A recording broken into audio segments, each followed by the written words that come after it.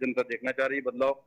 बदलाव देखना चाहती है। जी जी बिल्कुल बदलाव देखना चाहती कहीं न कहीं देखा जाता है कि फर्रुखाबाद में भी एक बार जो जनता का मूड है वो बदलाव की तरफ देखा जा रहा है। जी दीपचंद, अगर बात जी करें तो फर्रुखाबाद में लगातार जनता बदलाव की मांग करती आई है, धरनों पर बैठी है, मतदान का बहिष्कार करती हुई दिखाई दी है। इसको लेकर क्या कुछ है। अपडेट्स हैं?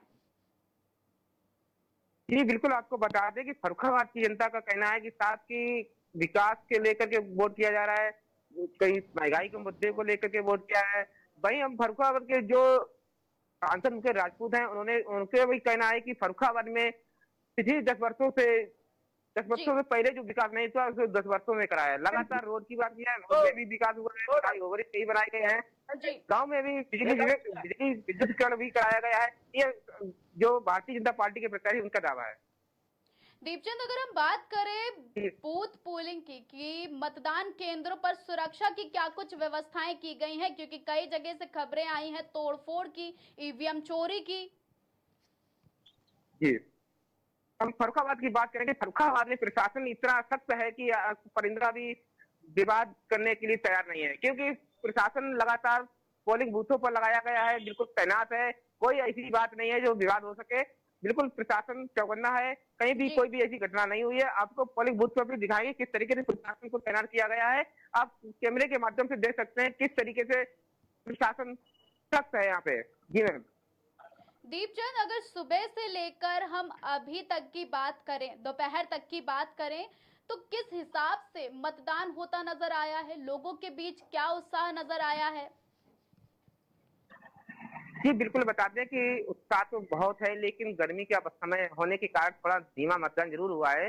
लेकिन अब थोड़ा थोड़ा गर्मी कम होने के कारण अब तो लगातार मतदान हो रहा है।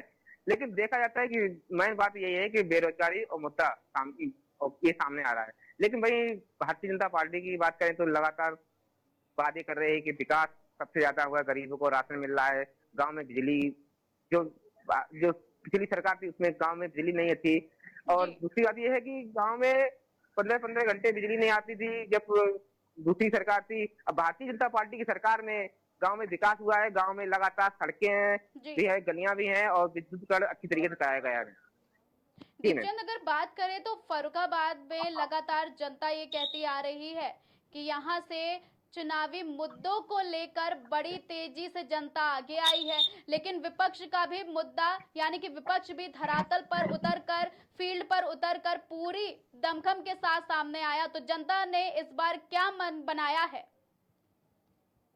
लेकिन आपको बता दें कि फर्रुखाबाद की बात की जाए, फर्रुखाबाद में मामला त्रिकोणी फंसता चला आ रहा है। क्यों? जी जैसे कि नव क्रांति पांडे बसपा पार्टी से मैदान में आए तब से ये मामला जो है वो त्रिकोणी श्रृंखला में फंस गया है। कहीं ना कहीं अभी ये नहीं देखने वाली बात होगी कि कौन इस जनता जो है किसके सर दीपचंद, पर ताज आपके बांधती पास है। कई लोग मौजूद हैं, जरा उनसे बात करके हमारे दर्शकों तक पहुंचाएं कि फर्रुखाबाद में क्या माहौल सामने आ रहा है। जी बिल्कुल, हम बात करेंगे। दादा क्या नाम है आपका? दीपक श्रीवास्तव। क्या किस मुद्दे को लेकर के आपने वोट किया है? विकास के मुद्दे पर, बेरोजगारी के मुद्दे पर। जी बेरोजगारी चरम सीमा पर पहुंच गई है, इसलिए बेरोजगारी दूर करने के लिए हमने विकास के नाम पे इंडिया गठबंधन को वोट।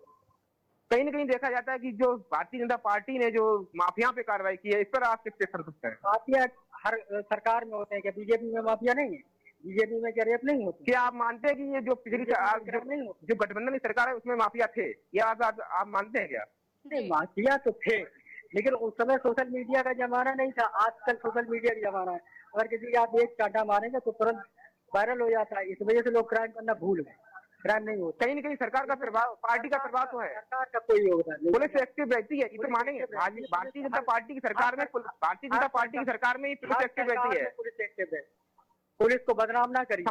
बताया जाता है कि पुलिस को सुधार बताया जाता है कि जब समाजवादी पार्टी की थी तो मुकदमा भी दर्ज नहीं किए जाते थे। नहीं, ऐसा नहीं होता। दीपचंद जी, आप रिकॉर्ड उनसे उठा बात के करिए। देखिए, अगर क्राइम हुआ जैसे कि उसको सजा मिली तुरंत। युवा के मुद्दे बेहद अहम माने जा रहे हैं। फर्रुखाबाद से लगातार युवा बीते दिनों से अपनी आवाज उठा रहे हैं, शिक्षा को लेकर, रोजगार को लेकर। इन मुद्दों पर इस बार मतदान में क्या कुछ बदलाव देखने को मिला है फर्रुखाबाद में, दीपचंद? जी बिल्कुल, आपको बता दें कि बदलाव तो कुछ देखना मिला है। जैसे कि अभी जो भर्ती निकली थी उसमें कुछ परीक्षाएं रद्द कर दी गई, इससे कुछ युवा जो थे वो नाराज हो गए थे। इसलिए देखा जाता है कि जनता जो है वो जो कुछ नाराज तो है ही, लेकिन है। दीपचंद, मौजूदा सांसद को लेकर भी काफी सारी चीजें सामने आई थी, जिनको लेकर जनता ने कई मुद्दे उठाए थे। क्या इस बार मौजूदा सांसद को लेकर बदलाव होगा, ये तो हमें वक्त ही बताएगा, लेकिन जनता ने क्या एक्शन लिया है इस बात को लेकर? बिल्कुल, जनता का बस यही कहना है कि इस बार भी बदलाव की है, लेकिन देखने वाली बात होगी 4 तारीख को क्या क्या बदलाव होता है, या फिर सांसद मुझे राजपूत तीसरी बार हैट्रिक मारते हैं। तो फर्रुखाबाद में इस समय मतदान का जो माहौल है, कितने पोलिंग बूथ हैं और उन पोलिंग बूथ पर सुरक्षा को लेकर और जनता के बीच में क्या माहौल देखने को मिल रहा है, हमारे दर्शकों तक बताइए दीपचंद।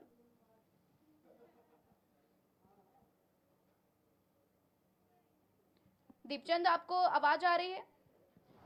फिलहाल लोकसभा 2024 के चुनाव को लेकर हमने आपको बताया कि फर्रुखाबाद में क्या चुनावी माहौल है। मतदान जारी है, लेकिन कहीं ना कहीं इन सीटों पर, फिर फर्रुखाबाद सीट हो, लखीमपुर खीरी हो, कन्नौज हो, शाहजहांपुर हो, इन सीटों पर लगातार जनता के एक ही मुद्दे हैं और सबसे ज्यादा नए वोटर्स और युवा वोटर्स के मुद्दे हैं कि हमें शिक्षा और रोजगार दी जाएगी, हम उसी सरकार को वोट करेंगे। लेकिन कई जगह बीते दिनों पहले, चुनाव से पहले, यानी कि आज वोटिंग वाले दिन से पहले तक यहाँ पर धरना प्रदर्शन होता रहा, चुनाव का बहिष्कार होता रहा। लोगों में ये भी चीजें सामने आई कि हम मतदान नहीं करेंगे, मतदान वहीं होगा जहां विकास होगा। विकास के मुद्दों पर जनता इस बार मतदान करने के लिए सामने आ रही है। तो खेला 2024 में भले ही हुआ हो, भले ही देश में मोदी लहर चली हो, हवा ने अपना रुख बदला हो, लेकिन 2024 में जनता ने अपना रुख बदल लिया है और ये रुख अब किस ओर जाएगा, ये तो हमें 4 जून को पता चलेगा।